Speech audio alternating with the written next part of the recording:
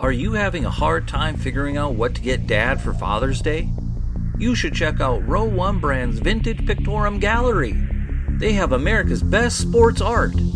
With over 7,200 historic sports prints, you're assured to find something unique for Dad this Father's Day. Instead of a boring old tie, get him a historic baseball photo taken by Henry High Sandham at the historic Polo Grounds Stadium in New York City during the 1894 Temple Cup.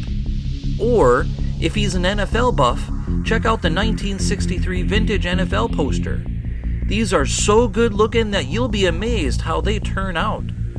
Shop now at sportshistorynetwork.com/row1 and save 15% off your order. On September 1st, 1939, Hitler's Germany invaded Poland, starting a cascade of events that would change the world forever. It would be 2 years later when the United States would enter World War II. However, in 1939, something did happen in America that would forever change the way that we view the game of football. Now, this week's guest talks about why he thinks that this led to football as being America's favorite sport, and it all revolved around three little letters: NBC. Welcome to the Football History Dude podcast, where each episode is a journey back in time to learn about the rich history of the NFL. Your host is Arnie Chapman. Football is his passion, and he wants you to come along with him to explore the yesteryear of the gridiron. So hop on board his DeLorean and let's get this baby up to 88 miles per hour. Great Scott! This time as we step off the DeLorean, the date is October 22nd, 1939, and we are at Brooklyn's Ebbets Field to watch a game between the Philadelphia Eagles and the Brooklyn Dodgers. We're here, we're live, we're in the stadium, we're watching it, and this is a football game. Maybe not for the ages, because it's just a regular old game. However, the reason why it is a game for the ages is because this is the first ever televised professional football game. And for this episode, it's also important because one could argue that this was the tipping point of the NFL and the reason why that I'm even able to have a podcast about the history of the NFL. 100 episodes in the bank. Now we're on 101. This week's guest also believes that NFL, television, they are two things that collide to create a unique and a wonderful experience. But speaking of this week's guest, this guy is Dan Carlin, the czar of storytelling. We talked to Dan Carlin last week on the 100th episode, and we're going to carry on that conversation. We're going to finish it off right here in the 101st episode. Speaking of Dan Carlin, if you don't know, and this is the first time tuning in, he's the host of one of my favorite podcasts, that is The Hardcore History.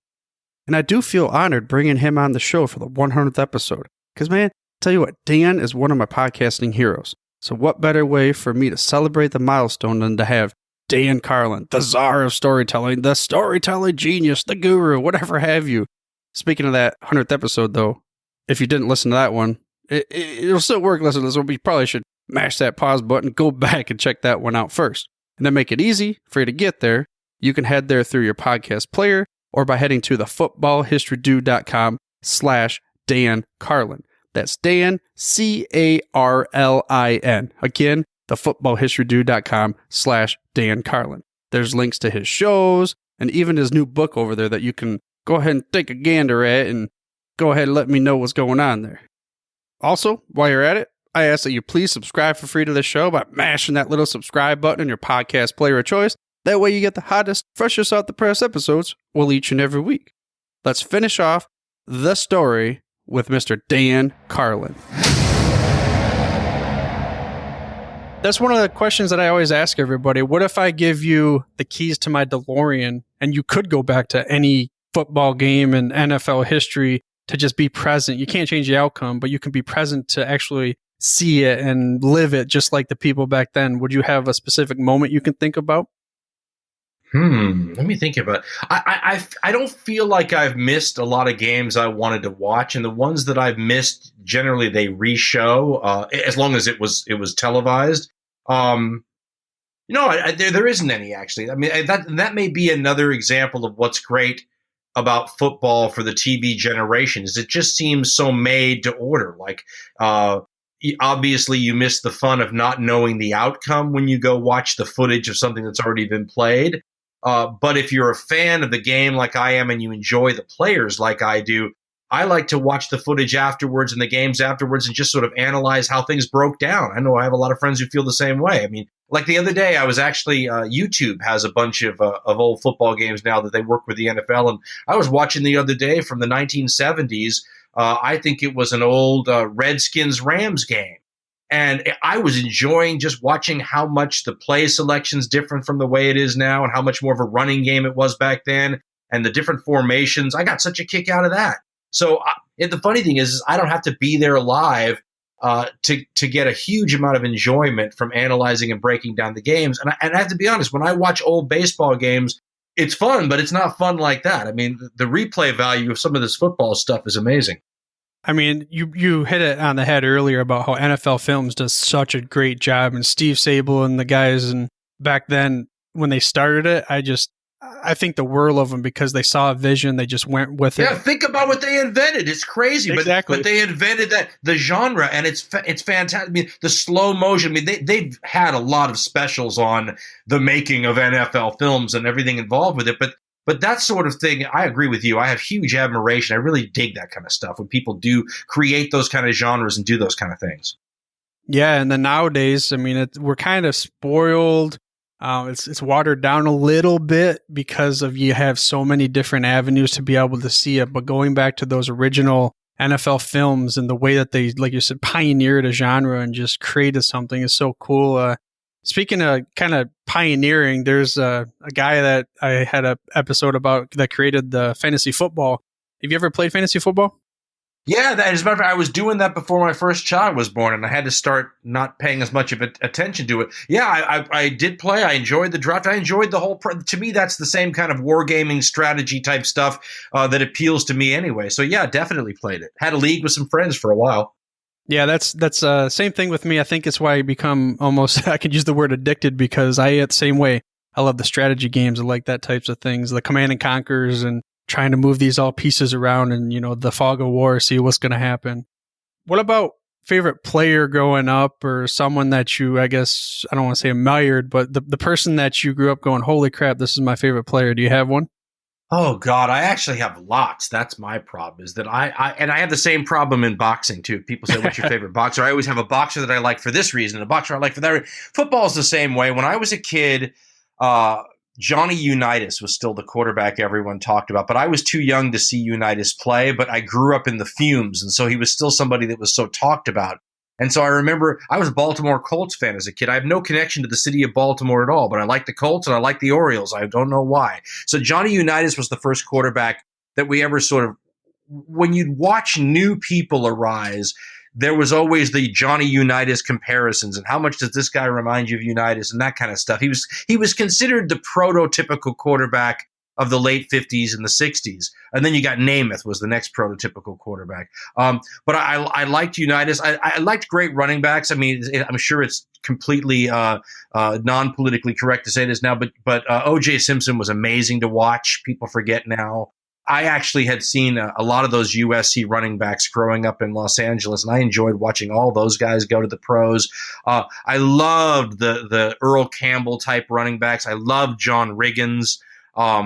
I loved all of the kind of players, too, on defense that were wonderful. The wonderful linebackers. I mentioned Ham and Lambert earlier, but the Raiders always had great linebackers. I love teams that had defensive lines. The Baltimore Colts in the 70s when I was growing up had a defensive line called the Sack Pack because they were so known for putting pressure on the quarterback.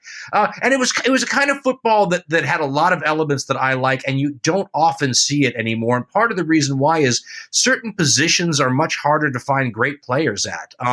For example, if you're playing football in the 1960s or 70s and your top defensive linemen are running around 250, 255 in weight, you can find a lot of people in that weight class to choose from.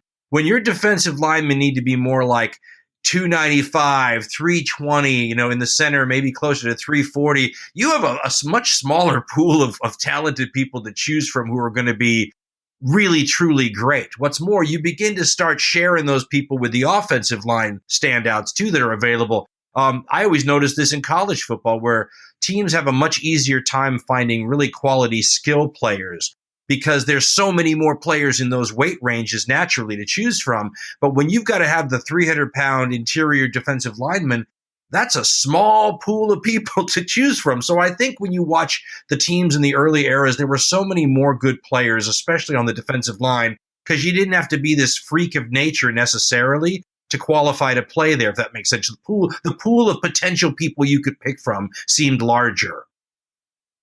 That is a point and a perspective I've never had anybody say, but it makes total sense. I didn't even think about it that way before. How many 325-pound athletes are you going to run into out there, you know? Oh, yeah, not being able to run fast enough unless there's a bag of Doritos on the other end of the couch. Well, but you mentioned Gino Marchetti earlier. It's a perfect example because if you look at his height and weight, I think he was like 6'8", like 245, something crazy like that. So clearly able from a physical perspective to like, if you just looked at that, you'd think, okay, this guy could play that position today. But if he actually had to try to maneuver with the athletes out there today, footwork wise and all that, could he do it? I don't know. Would he just be a slow kind of clumsy giant? I don't know that either. This is why I want to see it together. I want to see if, and then, you kind of have to ask yourself, okay, who gets to watch tape? Right? If you're going to have a game between a modern team and an old-fashioned team, do they get to watch video? And how do you break that down, right? So who's on the practice squad, right? How do the Packers of the 1960s replicate playing a modern NFL team while they're working on the practicing, right? But listen, I tell you what, I've had conversations about these kinds of subjects that go on for hours. You never solve anything, but it's fascinating. Yeah, the other thing that's fascinating is the NFL just put out their 100 all-time list. I think that's a fool's errand to even try to create 100 best players of all times, considering so many different generations and things like that. I think it's set up for the fun of the arguing. It's like top 10 lists. It invites a conversation, and I think that's what they're after. I watched some of that too, and the highlight of that is watching them get the old players who played against these people. Lawrence Taylor was on, and he was talking about all these players he faced, and then they were talking about facing Lawrence Taylor, and you sit there and go, to me, that's a lot of fun. I like hearing that, and I'd love to see like a Gale Sayers and those kind of guys, or a Dick Butkus from the same team, and see how they manage today. Because some of football is God-given skills, and some of it is attitude. And I don't think that they were lacking in attitude in the old days. In fact, I'd suggest that if the old-timers had any advantage over the new players, because they're not going to be faster, not going to be bigger, not going to be stronger, I think the attitude that they bring to the table might be a bit of an equalizer. And certainly the harder hitting style, the lack of protection for the quarterback, stuff we would consider, targeting is something that wasn't a downside. It was something you tried to do in the early days, right? Right, yeah. Bountygate would have never existed back in the days when... No, Bountygate was more like how they did it everywhere. Yeah, a couple episodes ago, I had Gene Cronin on the show, and being a Detroit Lions fan, it was special because he was a member of the 1957 championship, so the last time that the Lions won a championship, and he talked about the game plan on how to stop Jim Brown. And it was something I had never heard before because it was from his perspective of basically, he's all like, you're not going to stop that guy. We just try to take away the long gainers. And then he told this cool story about the halftime game against the 49ers, the game before getting to the championship, of how they were sitting in the locker room and they were down 20-3 or some big score at halftime. And the 49ers were banging on the walls against them. And he said that the coach got up, who was a rookie coach at the time, who was a previous champion himself in the NFL. He gets up and he says, I'm going to have this big speech for you. I was going to tell you all these things to get you motivated, but you hear what they think of you. And he just sat down. And then they came out and they ended up coming back and they ended up winning against the 49ers, came to Detroit. He tells this crazy good story that you can't hear anywhere else. And then they finally take the or I shouldn't say finally, because for my mind, but they take the championship home. And it's just cool to hear these old timers talk about stories that you're not going to get anywhere else. Well, and there's also, when I was a kid and you looked at certain teams, they just looked like they were practically outlaws. Like the Oakland Raiders have not been the Oakland Raiders since the early 1980s. But if you had seen them in the 1970s, I remember I was in the news business in the late 80s, and there were a bunch of reporters that had worked in Oakland back in the day when the late 60s, early 70s, when the Raiders were the Raiders. And they talked about how the crowd was scary. Forget the team. I mean, it was the entire environment latched on to that attitude. And even today, when you think about intimidating teams, I try to remind myself, yes, but they're made up of lots of multimillionaires who drive easy, who fly in private planes. The Raiders of the 70s weren't like that at all. These were guys who did hang out with bikers, who were legitimately sometimes scary. I mean, John Matuzak was the scariest football player I ever saw in person in my life. And when you have Lyle Alzado and John Matuzak playing on the same defensive line, I mean, these were people that you would be afraid of these people in certain situations. Forget about the football field. And they legitimately hung out. I mean, when you go watch movies like North Dallas 40, which is kind of based on a true story, and you see how these guys live, there's a basic toughness, win at all costs, I don't have any teeth in my head kind of NFL that the multimillionaire NFL, with all its better athleticism, workout machines, nutrition, year-round training, doesn't have. And I don't know how much of an equalizer it is, but even though they're 30 and 40 pounds lighter on you, position to position, I think you'd be scared of some of those teams, even today. I mean, even going back to any types of battles in history, that has to have happened in times before too, right? I guess the tenacity or the fear of what's on the other side and the other guys are kind of just taking it easy. I mean, that has to have happened, even though they were the underdogs. I would love to see. So when I was talking to Russ Francis about different eras, we were trying to figure out how far back you could go and have people still be competitive. I had mentioned earlier that game between the Miami Dolphins and the Chicago Bears in 1985 that I watched with my stepdad. That 85 Bears team is not that long ago. I wonder, and they were so dominant at the time, and when you look at the size of their players, I don't think they would have been hugely outclassed on a weight and speed level. I'd love to see that team against a modern team. Part of what we have to remember, and I try to bear this in mind too, is that some of the novelty that they had working in their favor wouldn't be new anymore. So, for example, a lot of the stuff the Bears did in the 46 defense is stuff that people then took and used for their own teams and then modified. So it wouldn't be so groundbreaking and surprising if somebody saw it today. But you know what? Richard Dent coming from the outside on that, Otis Wilson, all those. I mean, I think they'd be a force even today. Even back in, I don't remember which championship it was, but that the Bears won back in the 30s. But when they first brought out the wing T formation, they had played against their opponent like 2 or 3 weeks previously, and they had lost by a point or two. They ended up beating them in the championship 63-0 because they just were not ready for this new offense that they just had never seen before. I think it was the Redskins they beat, wasn't it? Yeah. Were they the monsters of the Midway then already? I don't know if they were considered quite. That was the Redskins, though, they beat. I remember. I didn't see that game. I'm not that old, but I did learn my NFL history once upon a time.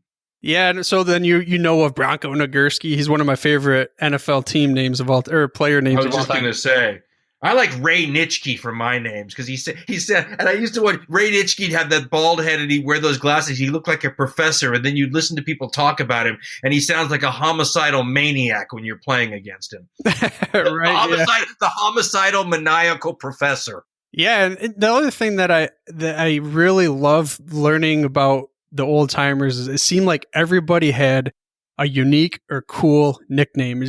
Like everybody has these little parentheses in the middle of their names because everybody had a nickname.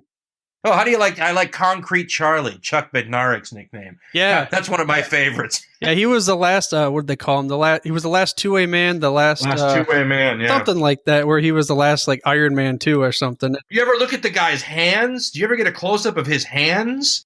A guy at work actually, in my day job, that is, he has somehow because he's from the same area because he's from near the Philly area, and his uncle or somebody somehow has a story where Chuck Bednarik, when he was older, like we're talking like 70s, maybe even 80s, I'm not sure, I guess somebody wanted to get messing with him, and he like took him out. He's like, he wasn't taking any crap, no matter how old he was.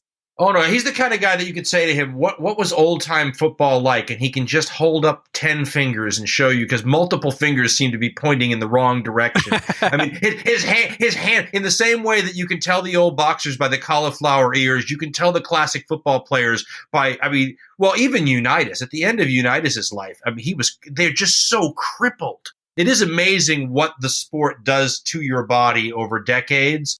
And it also shows you, once again, the toughness of these people. I mean, they played with injuries. It's proverbial, I know. It's a stupid thing to say because everybody knows it.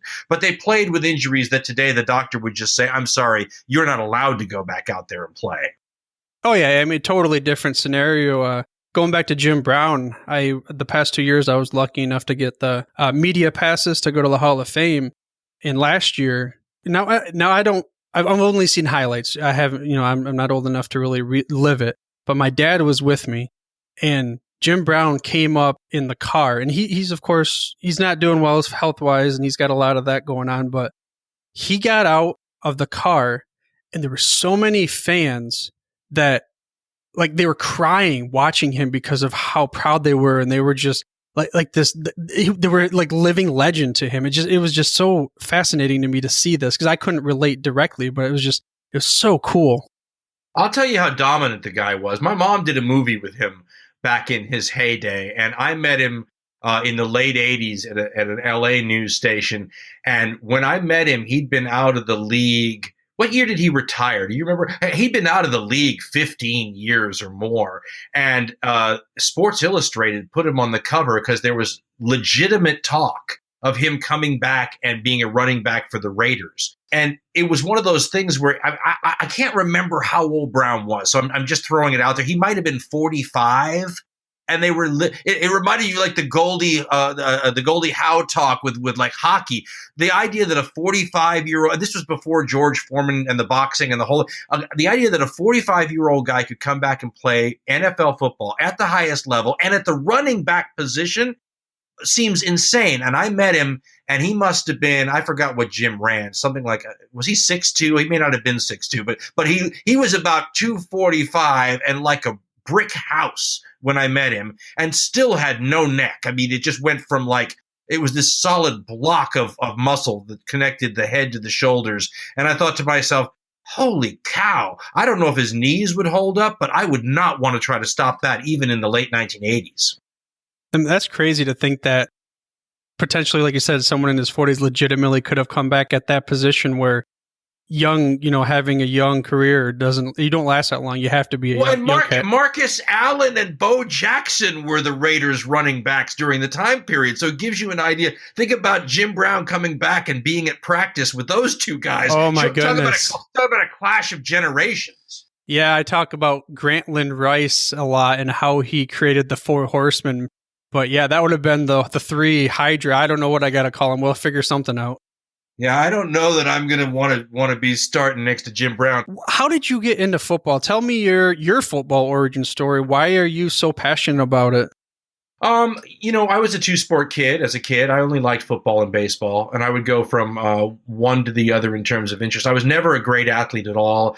I was one of those guys who made up for what he lacked in athletic ability with just lots of practicing because I liked it. I'd throw the ball against the garage all day long, or I'd be out there throwing passes in the grass to myself and then go get the ball and throw it again. So, I mean, I enjoyed that aspect of it, but truthfully, the reason football won out, I think, as a passion for me is because of the similarities to war. I got into play. Like I said, I enjoy diagramming plays. I enjoy breaking down the stuff. I love those shows. I love how sophisticated it is now, because when I was younger, they didn't have, sophistication was John Madden taking a little pointer and showing, yeah, he's going to go around the side here. We thought that was deep. Now they have these shows where they really break down. You're going to get a rub over here on this guy. And I love that. So for me, it just sort of plays into my love of the complexity of plays and schemes and designs and the exploitation of loopholes and all that kind of stuff. It's a game sort of tailor-made for people with strategic minds. And I don't know if I have a strategic mind, but I like that stuff. Yeah, I totally get it too. But it seems to me like the ultimate team sport because of how many interchangeable pieces have to be working together to be able to get to the goal. One little chink in that armor and then the whole thing's done. And now you're talking about giving up a touchdown, or you're talking about, some other kind of bad play happens to you and they're going the other way. I could not agree with you more. It is the ultimate team sport, and I feel exactly like you do about it. You mentioned John Madden and the whole announcers, and you don't watch much NFL anymore. Have you been able to actually see one game with Tony Romo being an announcer? No, I have not seen. It's been a while since I've seen a whole NFL game, to be honest. If you ever had, I grew up in the Right. Howard Cosell era, so that's. I mean, when you watched Monday Night Football back in the day, and I love that you can go watch it online now. You had Frank Gifford, Howard Cosell, and Don Meredith, and you want to talk about an interplay and a chemistry and all that kind of stuff. It's funny because I thought one thing of it as a kid, and now when I go listen to it again, I have a completely different reaction to it. And then John Madden came around, and I love that. Today, I and this maybe is just an old curmudgeon talking, but I don't feel like the modern people have the same impact for me that the really great announcers did. But that might also be because you just don't see the great ones come along all that often. I mean, Al Michaels is one of the best, I think, still working today. Who do you like as a football announcer?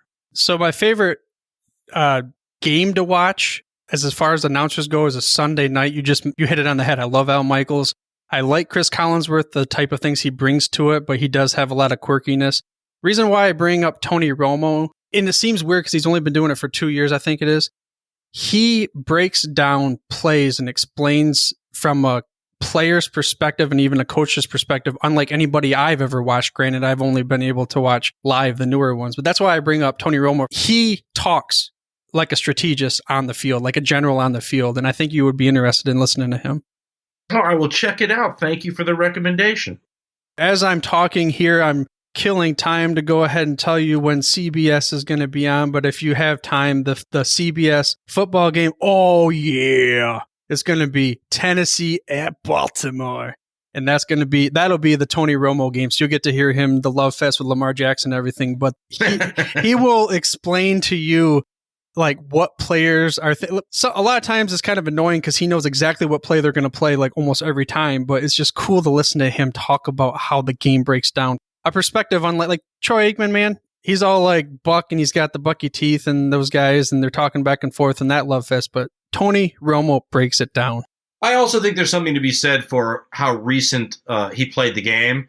And I think that like you mentioned, Aikman, the game is different than when Aikman played it. Now, he's a smart guy. He can certainly stay up to date, but it's not the same getting up to date, analyzing things as getting up to date when you're Tony Romo. And 4 or 5 years ago, you were out there facing those defenses doing those kinds of things that they didn't do back in Troy Aikman's day. So, yeah, very good point. I mean, it's get to hear the here and now, but he's current. Mm-hmm. Yeah, I mean, I like John Madden so much, but I think the biggest reason wasn't because of his announcing. It was because I grew up in the era when Madden was coming out. So I owned every Madden football game for like the dawn of time. I haven't purchased the last one because I haven't played video games as much lately. But to me, Madden, and maybe I'd like to get your opinion because you saw it from an older perspective. I think Madden did so much for the sport of football to get that generation into the sport to be able to want to be interested in it from a different perspective, from strategic. I think now we're starting to see these different offensive gurus as far as these, like you said, coming up with these plays and these strategies. I think Madden played a big part of that, the game itself, that is. It might have, but things were heading that way anyway. I'll tell you, the first time I ever played a game, well, that's not true. It even goes farther back, but I remember back in college, and I graduated in '89, so this is a long time ago. At the University of Colorado Student Union, they used to have a bunch of video games, and one of them was a football game. And it was believe it or not, call it a proto Madden, where you and your buddy, he'd take one side, you take the other. They had all these plays you could look at. He would pick plays, you would pick plays. I mean, in a funny way, the graphics, I think, were literally circles and X's. I mean, that's how basic it was. But my God, you were throwing passes. You were trying to get guys past. I mean, it was the prototype for the whole thing. And without any graphics at all, it was absolutely addicting.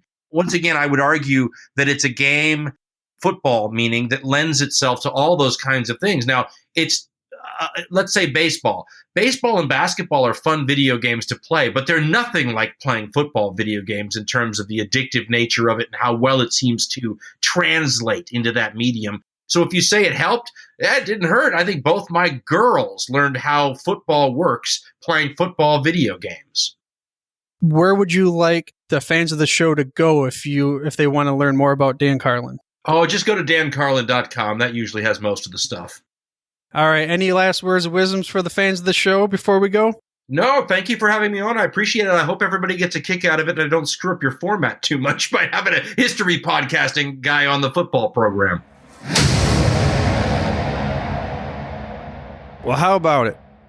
What do you think about having a different perspective on football? Maybe he's not the history guy about football, but he's the history guy that tells great stories on a football show. I mean, personally, I loved it. Like I said, I'm a podcasting hero, and I hope that you did too. I mean, it amazes me how much Dan Carlin knew about the history of the game. I was kind of shocked and surprised. I was blown away. I didn't realize that he had that much involvement previously with the NFL, and I, again, thought no better way to celebrate the 100th episode, and well, now we're on 101, with my podcasting hero. But also, I walked away with some incredible football stories that I hadn't even heard before. So if you also like the show, then I ask that you please subscribe for free to the show by mashing that little subscribe button in your podcast player of choice. That way you get the hottest, freshest out the press episodes each and every week. And while you're at it, why don't you go ahead and share with a football geek such as yourself. That way they can hear about these gridiron knowledge nuggets themselves.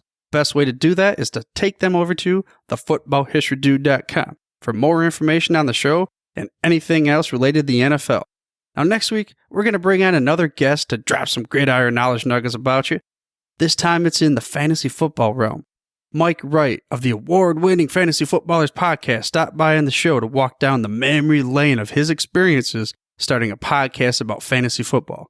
But for now, dudes, I'm through if you're through. Thank you for listening to this episode of the Football History Dude. To make sure you're the first to get the next episode, please subscribe on your podcast player of choice and head on over to thefootballhistorydude.com for the show notes and more information on the history of the NFL. And remember, dudes, where we're going, we don't need roads. We here at the Sports History Network proudly partner with 26 podcasts, all revolving around the history of sports. But did you know that many of our hosts were sports history authors way before they started their shows? It's true. We've got Joe Ziemba, host of When Football Was Football, Joe Zagurski, host of Pro Football in the 1970s, Mark Morthier, host of Yesterday's Sports, Tommy Phillips, host of Lombardi Memories, and Scott Adamson, co-host of From the 55-Yard Line. All these authors have many books for you to choose from. To check them out, go to our website at sportshistorynetwork.com/sportshistorybooks. Pick up your copy today. Soundtrack provided by Kevin MacLeod of filmmusic.io.